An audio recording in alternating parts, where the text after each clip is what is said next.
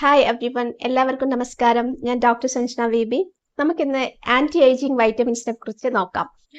Anti ageing is a misnomer. നമുക്ക് ഏജിങ്ങിനെ പൂർണ്ണമായിട്ടും തടയാൻ സാധിക്കില്ല, പക്ഷേ നമുക്ക് പ്രിമച്വർ ഏജിങ് തടയാൻ പറ്റും. അകാല വാർദ്ധക്യം, അതുപോലെ തന്നെ നമുക്ക് കൂടുതൽ പ്രായം തോന്നിക്കുക, സാധാരണ നമ്മുടെ ഏജിനേക്കാളും കുറച്ച് പ്രായം തോന്നിക്കുവാനും നമുക്ക് സാധിക്കും. അപ്പോൾ അതിന് കുറച്ച് കാര്യങ്ങൾ ശ്രദ്ധിച്ചാൽ മാത്രം മതി. ഞാൻ പല വീഡിയോയിലും പറഞ്ഞിട്ടുണ്ട്, സ്ട്രെസ് കുറയ്ക്കുക, അതുപോലെ തന്നെ വെയിറ്റ് ലോസ്, അതുപോലെ നല്ല എക്സസൈസ് ചെയ്യുക, പിന്നെ നമ്മൾക്ക് ന്യൂട്രീഷ്യസ് ആയിട്ടുള്ള ഫുഡ് കഴിക്കുക.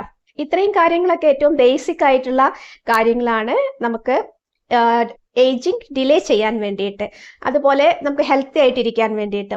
അപ്പോൾ ഇത് കൂടാതെ കുറച്ച് സ്പെസിഫിക് ആയ കാര്യങ്ങളാണ് ഇന്ന് പറയാൻ പോകുന്നത്. തുടർന്നുള്ള സീരീസിലും അതുണ്ടാകും. ഇന്ന് ഞാൻ ആന്റി ഏജിങ് വൈറ്റമിൻസിനെ കുറിച്ചാണ് പറയാൻ പോകുന്നത്.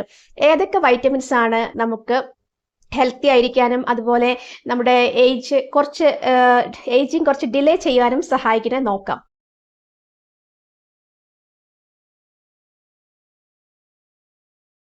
അത് vitamin A, C, D, E എന്നിവയാണ്.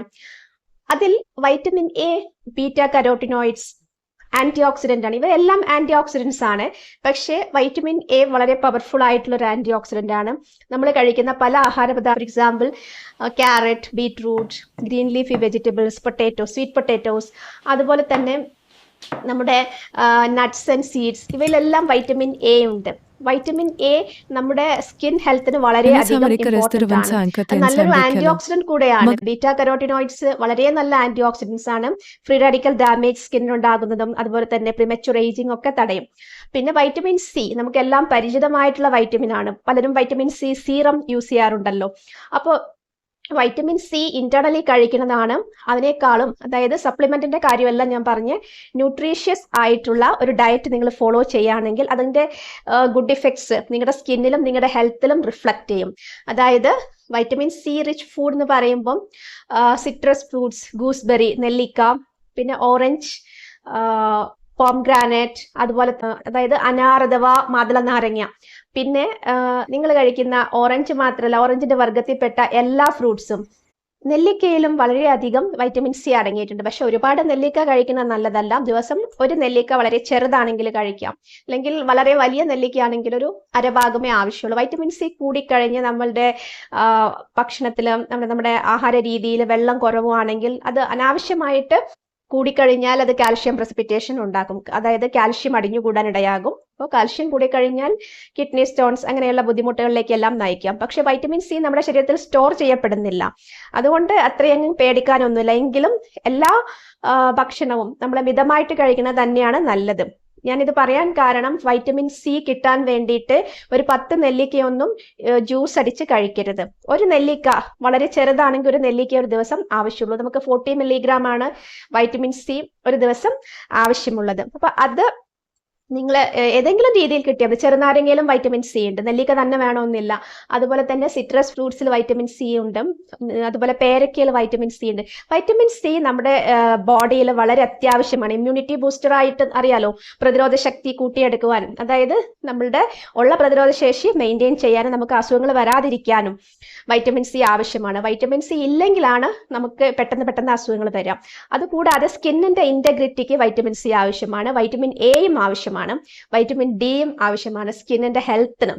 സ്കിന്നിന്റെ ഇന്റഗ്രിറ്റി, സ്കിന്നിന്റെ ആ ഒരു ലെയേഴ്സിന്റെ എല്ലാം ഹെൽത്തി ആയിട്ടുള്ള കണ്ടീഷനും, സ്കിന്നിന് ഒരുപാട് ലെയേഴ്സ് ഉണ്ട്. അപ്പൊ അതിന്റെ എല്ലാം ഹെൽത്തി കണ്ടീഷന് ഈ വൈറ്റമിൻസ് എല്ലാം വളരെയധികം പങ്കുവഹിക്കുന്നുണ്ട്. അപ്പൊ വൈറ്റമിൻ സി അത്രയും ഇമ്പോർട്ടൻ്റ് ആണ് നമ്മുടെ സ്കിന്നിന്. വൈറ്റമിൻ സി കുറഞ്ഞു കഴിഞ്ഞാൽ കൊളാജന്റെ പ്രൊഡക്ഷൻ, കൊളാജൻ ഒരു പ്രോട്ടീൻ ആണ്, നമ്മുടെ ബോഡിയിൽ നാച്ചുറലി ഉണ്ടാകപ്പെടുന്ന, നമ്മൾ കഴിക്കുന്ന അമിനോ ആസിഡ്സ് സിന്തസൈസ് ചെയ്യുന്ന പ്രോട്ടീൻ ആണ് കൊളാജൻ. അത് പക്ഷെ വൈറ്റമിൻ സിന്റെ പ്രസൻസിലെ കൊളാജന്റെ പ്രൊഡക്ഷൻ ശരിക്കും നടക്കുകയുള്ളൂ.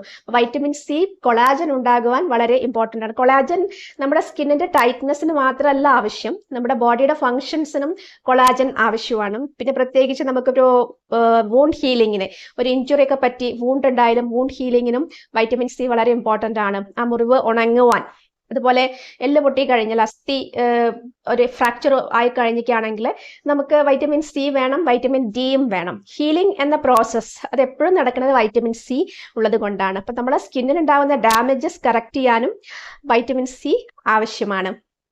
പിന്നെ വൈറ്റമിൻ സി ഇല്ലെങ്കിൽ എന്ത് സംഭവിക്കും?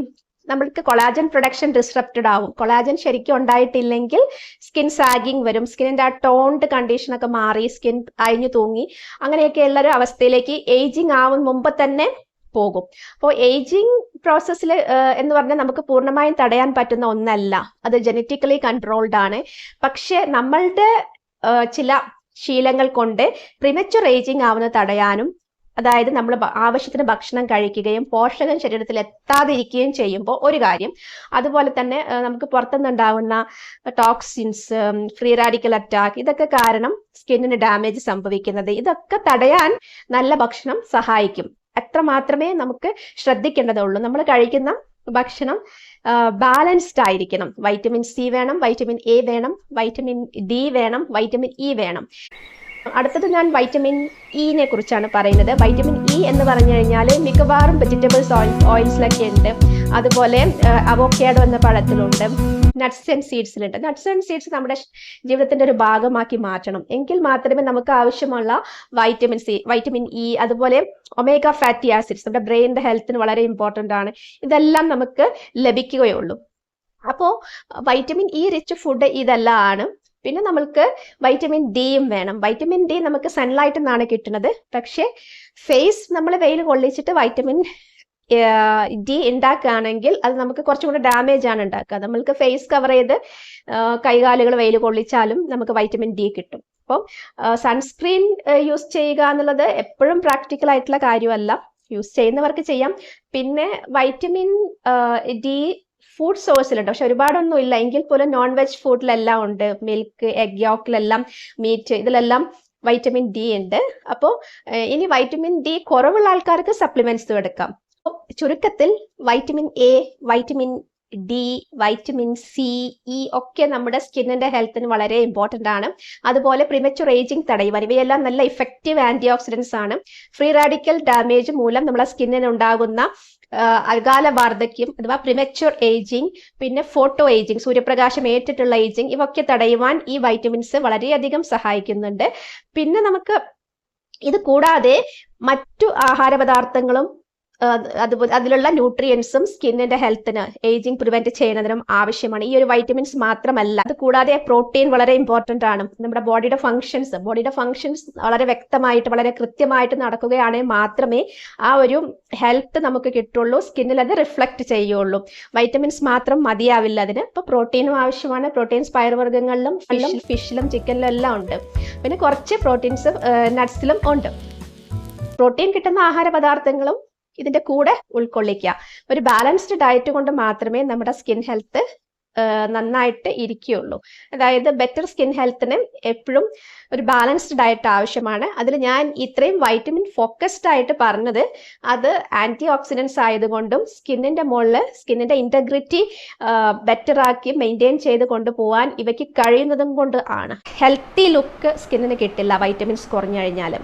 അതാണ് ഇതിൽ നമ്മൾ ഊന്നൽ കൊടുത്ത് പറയുന്ന കാര്യം. ഓക്കെ, അതുകൊണ്ടാണ് ഈ വൈറ്റമിൻസിൻ്റെ കാര്യം ഇത്രയും സ്പെസിഫിക് ആയിട്ട് പറയുന്നത്. Vitamin A, D, C, E.